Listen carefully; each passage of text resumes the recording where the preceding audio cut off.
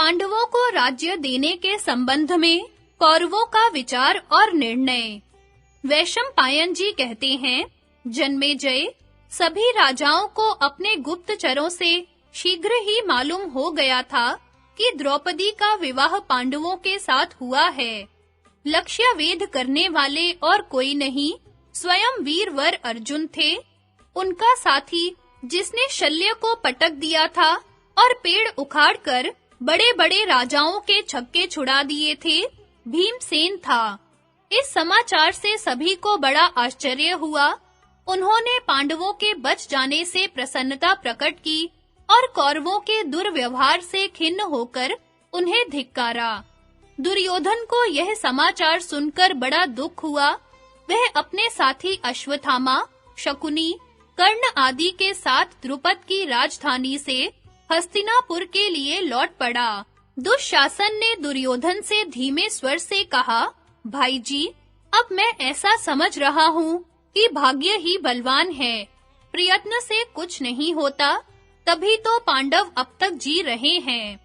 उस समय सभी कौरव दीन और निराश हो रहे थे। उनके हस्तिनापुर पहुंचने पर वहां का सब समाचार सुनकर विदुर जी को बड़ी प्रसन्नता हुई। वे उसी समय धृतराष्ट्र के पास जाकर बोले, महाराज, धन्य है, कुरुवंशियों की अभिवृद्धि हो रही है। धृतराष्ट्र भी प्रसन्न होकर कहने लगे कि बड़े आनंद की बात है। धृतराष्ट्र ने ऐसा समझ लिया था कि द्रौपदी मेरे पुत्र दुर्योधन को मिल गई, इसलिए उन्होंने तरह-तरह के गहने भेजने की आज्ञा देते हुए कहा कि वर वधू को मेरे पास लाओ। विदुर ने बतलाया कि द्रौपदी का विवाह पांडवों के साथ हुआ और वे बड़े आनंद से द्रुपद की राजधानी में निवास कर रहे हैं। धृतराष्ट्र ने कहा, विदुर, पांडवों को तो मैं अपने पुत्रों से भी बढ़कर प्यार करता हूँ। उनके जीवन से, विवाह से और द्रुपद जैसा संबंधी प्राप्त होने से मैं और भी प्रसन्न हुआ हूँ। द्रुपद के आश्रय से वे बहुत ही शीघ्र अपनी उन्नति कर लेंगे। विदुर ने कहा, मैं चाहता हूँ कि जन्म भर आपकी बुद्धि ऐसी ही बनी रहे। जब विदुर वहां से चले गए, तब दुर्योधन और कर्ण ने धृतराष्ट्र के पास आकर कहा कि विदुर के सामने हम लोग आपसे कुछ भी नहीं कह सकते। आप उनके सामने शत्रुओं की बढ़ती को अपनी बढ़ती मानकर हर्ष प्रकट करते हैं। हमें तो रात दिन शत्रुओं के बल के नाश की धुन में लगे रहना चाहिए। हमें तो अभी से कोई ऐसा उपाय करना चाहिए जिससे वे आगे चलकर हमारी राज्य संपत्ति को हथिया न सकें। धृतराष्ट्र बोला, बेटा, यही तो मैं भी कहता हूँ, परंतु विदुर के सामने वाणी से तो क्या, चेहरे से भी मेरा यह भाव प्रकट नहीं होना चाहिए। कहीं वह मेरे भाव को भांप न ले, इसलिए मैं उसके सामने पांडवों के ही गुणों का बखान करता हूँ। तुम दोनों इस समय जो करना उचित समझते हो, वह बतलाओ। दुर्योधन ने कहा, पिताजी, मेरा तो ऐसा विचार है कि कुछ विश्वासी गुप्तचर एवं चतुर ब्राह्मणों को भेजकर कुंती और माद्री के पुत्रों में मनमुटाव उत्पन्न करा दिया जाए, अथवा राजा द्रुपद उनके पुत्र और मंत्रियों को लोभ के फंदे में फंसाकर वश में कर लेना चाहिए और उनके द्वारा उनको वहां से निकलवा देना चाहिए। यह उपाय भी कर सकते हैं कि द्रौपदी उन्हें छोड़ दे। यदि किसी तरह धोखा देकर भीमसेन को मारा जा सके, तब तो सारा काम ही बन जाए। भीमसेन के बिना अर्जुन तो हमारे कर्ण का चौथाई भी नहीं है। यदि ये उपाय आपको न जचे, तो कर्ण को उनके पास भेज दीजिए। जब वे लोग कर्ण के साथ यहाँ आ जाएंगे, तो फिर पहले की तरह कोई न कोई उपाय किया जाएगा और इस बार वे नहीं बच सकेंगे। द्रुपद का पूरा विश्वास और सहानुभूति प्राप्त करने के पहले ही उन्हें मार डालना चाहिए। मेरी तो सलाह यही है। कर्ण, इस संबंध में तुम्हारी क्या राय है? कर्ण ने कहा, दुर्योधन, मैं तो तुम्हारी राय पसंद नहीं करता। तुम्हारे बतलाए हुए उपायों से पांडवों का वश में होना संभव नहीं दिखता। वे आपस में इतना प्रेम करते हैं कि मन मुटाव का कोई ढंग नहीं दिखता। सबका प्रेम एक ही स्त्री में है और वह विवाह के द्वारा प्राप्त है। इससे उनकी घनिष्ठता और भी सिद्ध होती है। राजा द्रुपद भी एक श्रेष्ठ पुरुष है, वह धन का लोभी नहीं। तुम सारा राज्य देकर भी उसे पांडवों के विपक्ष में नहीं कर सकते। जब तक श्री कृष्ण यादवों की सेना लेकर पांडवों को राज्य दिलवाने के लिए राजा द्रुपद के यहाँ नहीं पहुँचते, तभी तक तुम अपना पराक्रम प्रकट कर लो। बात यह है कि श्री कृष्ण पांडवों के लिए अपनी अपार संपत्ति, सारे भोग और राज्य का भी त्याग करने में नहीं हिचकेंगे।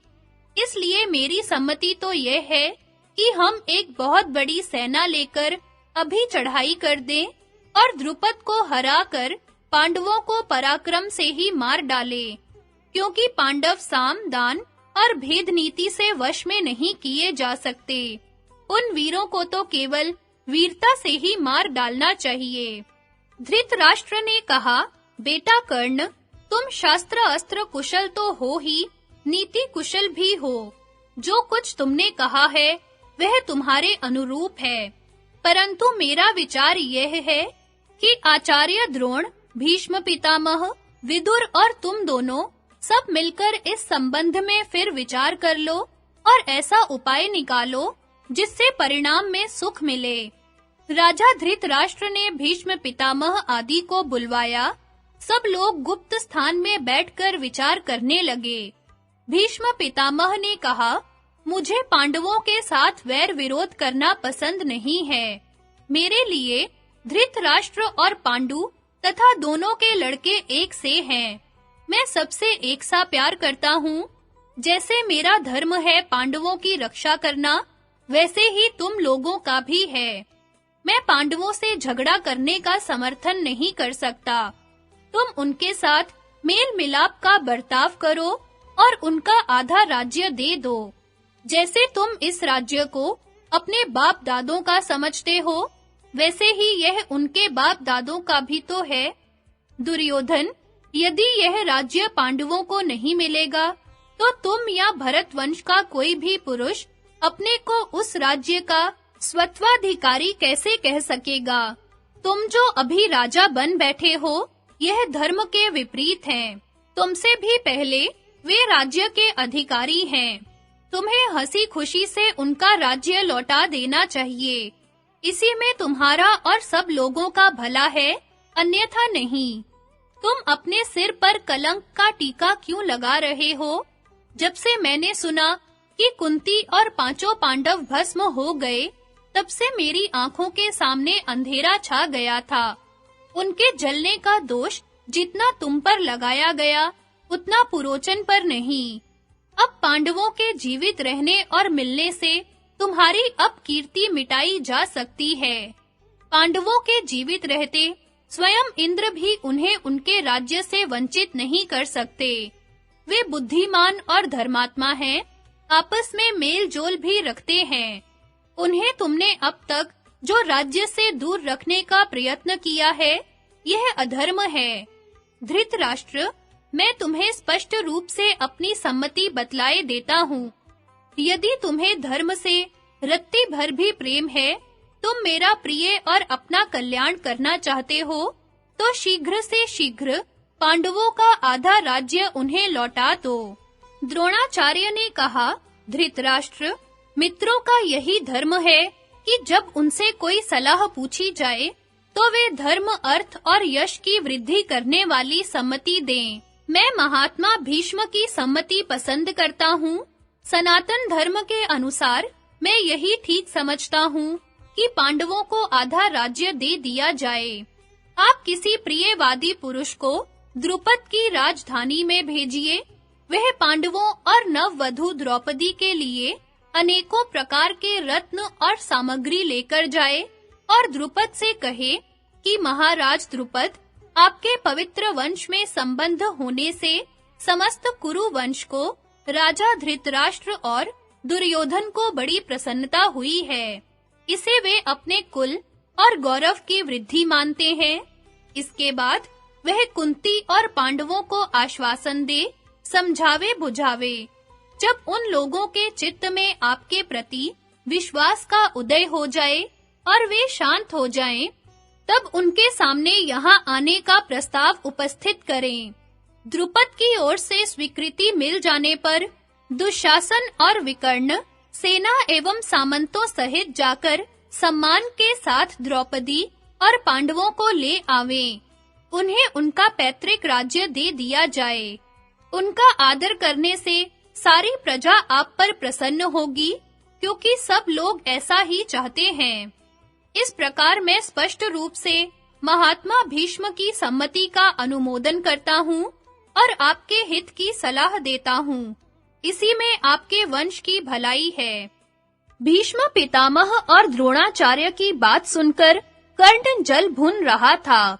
उसने कहा कि महाराज, पितामह भीष्म और आचार्य द्रोण आपके द्वारा सब प्रकार से सम्मानित और सत्कृत हैं। आप प्राय इनसे अपने हित की सलाह लेते ही रहते हैं। यदि विधाता ने आपके भाग्य में राज्य लिखा है, तो सारे संसार के शत्रु हो जाने पर भी वह आपके हाथ से छिन नहीं सकता। यदि कोई आपके हृदय के भाव को छिपाकर बुरे इरादे से अमंगल को मंगल बतावे, तो समझदार पुरुष को उसका कहा नहीं मानना चाहिए। आप स्वयं बुद्धिमान हैं। मंत्रियों की सलाह अच्छी है या बुरी, इसका निर्णय आप स्वयं कीजिए, क्योंकि आप अपना हित और अहित तो भली भांति समझते ही हैं। द्रोणाचार्य ने कहा कि अरे कर्ण, मैं तेरी दुष्टता समझ रहा हूँ। तेरा हृदय दुर्भाव से परिपूर्ण है। तू पांडवों का अनिष्ट करने के लिए हमारी सलाह को अनिष्ट कारिणी बतला रहा है। मैंने अपनी समझ से कुरु वंश की रक्षा और हित की बात कही है। यदि हमारी सलाह से कुरु वंश का अहित दिख पड़ता हो, तो तुझे जिससे हित दिखे वही कह। मैं कहे देता हूँ कि हमारी सलाह न मानने से शीघ्र ही कौरव वंश का विनाश हो जाएगा।